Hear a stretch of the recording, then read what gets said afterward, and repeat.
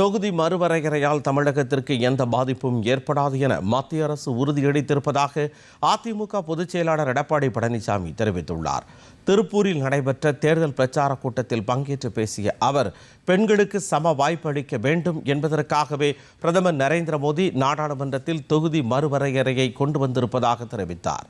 நாடாளுமன்றத்தில் உள்துறை அமைச்சர் மீண்டும் தெளிவுபடுத்தி இருப்பதாகவும், தமிழ்நாட்டிற்கு 59 தொகுதிகள் என்று அறிவித்துவிட்டார் என்றும் சுட்டிக்காட்டினார்.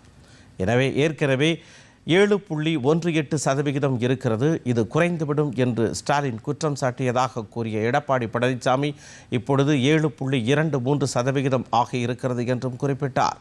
அதிமுகவை பலவீனமாக நினைக்காதீர்கள், அதிமுக தொண்டருக்கு இருக்கும் வலிமை கூட முதலமைச்சருக்கு இல்லை என்றும் கூறினார்.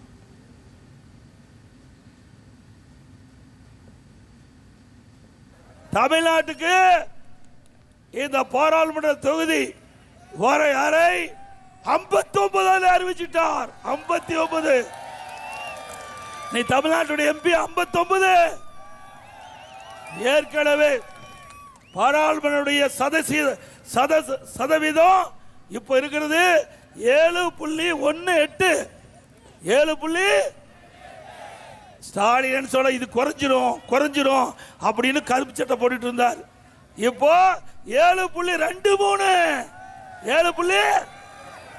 அப்ப 5 ஏறி போச்சு. 5 ஏறி போச்சு.